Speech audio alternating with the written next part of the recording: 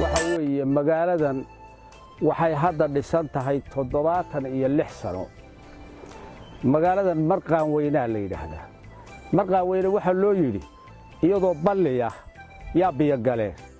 waa lagu soo guuray mar baa la cabay waa ay ka daraawish dhicin mar baa la cabay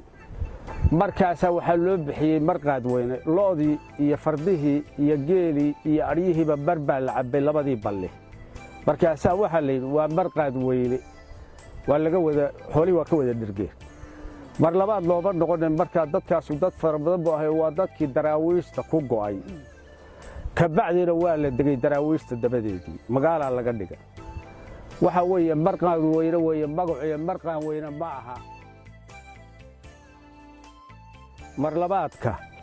waxa magaaladan iyo magaalada la yiraahdo Heegaale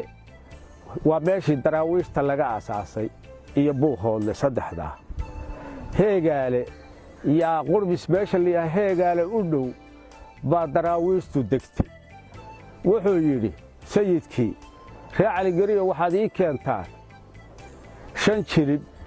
6 jirib oo ah min 500 oo wiil oo 18 jirku u yar yahay 25 jirkuna u weeyaa 500 oo faras iyo 500 oo halaado irbaan 500 waa jirib walba hadda waa 6 jirib jirib walba 500 oo faras iyo 500 oo wiil iyo 500 oo halaado irbaan ii keena waa intee markaa 6dii waa 3000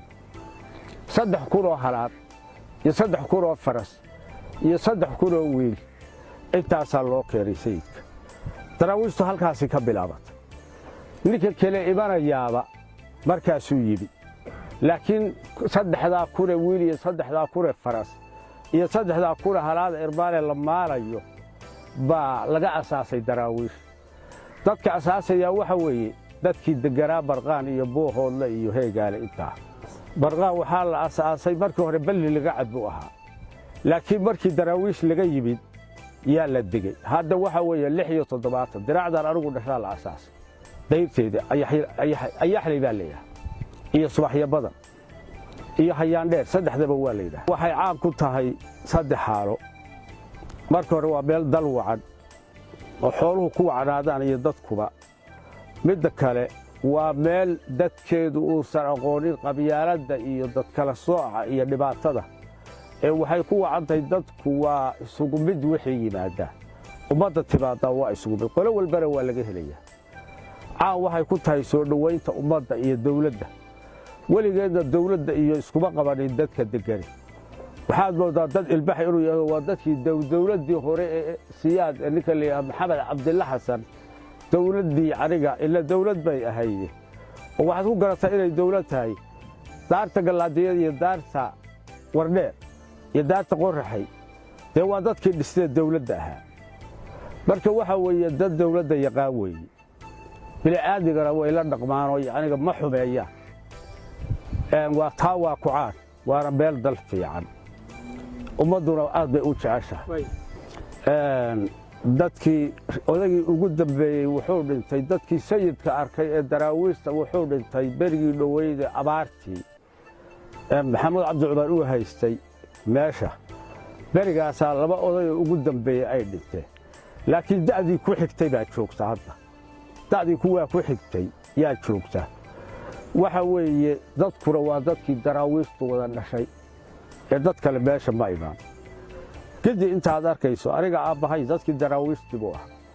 odayaashii oo dhan waa arkay daraawiishta ka yimid waana ii warrabeen marka waxa weeye waa daraawiish meesha waxa degan dad kale ma aha ismaaciil mira waa arkay anigu waa arkay cali dhuuxna waa arkay inkastoo isagu rayadka u galay waa arkay laakiin isma markii hore darwiish buu ahaayeen waa cadhooday waxa weeye waxaan arkay ninka la yiraahdo maxamed deyl waxaan arkay ninka la yiraahdo nin hadda nool oo la yiraahdo maxamuud salwiye waxaan arkay inta gabyaa arkay lama sheegi karo waan arkay waan arki jiray daraawiish laga yimid iyo dadku soo guuray halkan uu degay ingiriiskana waa laga soo cararayado badidoodu ingiriiska amarkiisa ma ay qaadan jirin awooddii baa yaraataye ingiriiska amarkiisa may qaadan jirinoo waxay yidhaahdeen sharcigu nooma oggola wuxuu xoog nagaga jara mooyaane inaannu wax ka maqalno ingiriiska col bay la ahaayeen markaasaa laga soo goray buuhooda halkanaa la degay sidaasay ku yimaadeen cali dhuux halkanuu joogay ismaaciil mire halkanuu joogay raggii gabyaayahoo dhani halkanay joogeen saasay ahaayeen marka halkan meelabuu gurigiisu halkanuu ahaan jiray cali dhuux yaa ismaaciil mire intaan la degin yuu dhinto ismaaciil miraa horreeyey laakiin cali dhuux waa deganaan jiro waa joog gabayadoodii waxbaan ka hayaa kii aad weyddiiso yaa mid ka mida noo sheeg kee u jeceshihiin haa ismaaciil mire wuxuu yidhi gabayada midna waa kii daraawiishta midna waa kii rayadka kii daraawiishta faadumay falaadkaygana fiiro kaa barya inaan adiga kaa fiigayaad igu filaysaaye waa qofkiisii dumar ah isagoo in badan ka maqnaa yaa la yidhi waxaa ingiriiskiiba carrada soo gala ee soo ful faraska islaantii hadda lama fadhiisa weli waxna lama siin xeryahan fandhaallaysan iyo farowga geedaysan fartaydaba anaa saarin baa fuuli loo sharee inaan adiga kaa fiigayaad igu firaysaaye furuq igu delaan naaga kale fara u saarayne ha furfuri dermada layga waa inaan fadhiistaaye gabaygaasu waa gabaygii darwiishnimada ee ma garanaysaa yaa gabayo kaloo badana wuu tiriyadoo kuwii yacniga rayidku isku dilay iyo kuwaa iska dhaaf guuguulaha waa ka marinaya guuguulihii haddaad guga u ooyeyso haddaad moodi keliga inuu gubaya jiilaalku gidigood addoomaha waxaa gaadhay nabar weyn abaar gaagmarrinadaa dhaciyo gaadamoo kale goggii subanka laga buuxin jiray haatu gorofow gumburigii badh baa joogsadaiyo goraya cawshii oo gorodmadowdii waxaa haasku gigaya geelii adduunka u adkaa gobolna naafow basaas bay sibi uga go'een gaaridii dumar war adigaaba lagu gaadayaa goosh ka dabadeed gaagaabso oo aamaya gaadh lagaa qaban marka ingiriisna waa u goodayayaa oo wuxuu leeyahay ingiriis baa arladii qabsaday buu leeyahay gabaygaasu calaacal kama duwana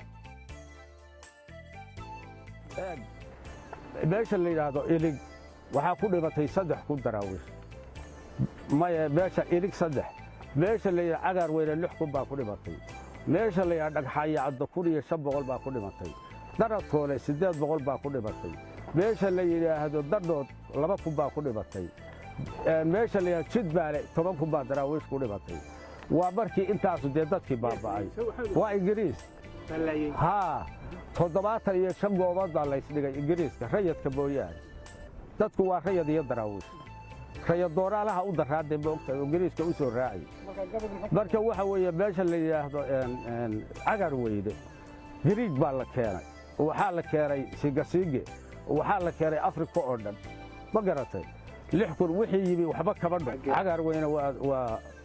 waa gallaadi baan u balay kii dambena kaberigii baa degay sii galayrka oo waxaa laga helay shidaal iyo waxbaa lahaa marka waxa weeye caligeli sidii loo godolay gobolba beel adiyo waa geligel nimankii fadhiyey guriga ciidada nimankii garaadada ahaa waa gadow jabane allow gaadhibay reer warfaa guradii saareene gaaggii ka hadhay reer shawe yacayn la goloslayna waxa gorofta caydheed ku raray duulga shiishe ahay guuleedku wuxuu noo ahaa buurti loo hidan goroska muse taganaa wadnuhu ila gariira waxaa shaaba baynaxa ilmadu waa tagabaxlay de waa gabayga faraha badan oo warkaas jaamac haabeen oo ahmara walah oo sayidka soo caayi jiray yaa gabyadoo soo caayay daraawiishta markaasuu wuxuu idhi teeriya abuuriin ashahaadataykii nin adeega faranjiyah ama awrtaba u raray ama arigaba u qalay ama uba ilaala ah ama aaladow sida ama uurka kala jira ama aad u sii jecel buuri ashahaado beeliyo islaamnimaha lagu dhaqo ilaahay buu odhan anna ma oggolaan kara dadku hadda isbeddel badan baa jira dadku dee wuxuu ahaa dad aan beenta aqoon oo runta yaqaan dad aan yacniga maaragtay isi siyaasadayn dad xoolaha ku nool buu ahaa oo caanaha iyo hilibka iyo barwaaqadaasay cuni jireen iyo shinnida iyo alaabta waxa weeye hadda waxyaalo badan baa isbeddelo dadku dee sidii ma wada ahaan karo laakiin dadku wuxuu ahaa dad wanaagsanoo asturanoo dee magaalana ma jirin moogta gaaladana waa la nabcaayo gaalo iyo warkiisana kama warqabaa la odhan jiray oo dad gaalo ay yacniga gaalada ka cararay ahaayeen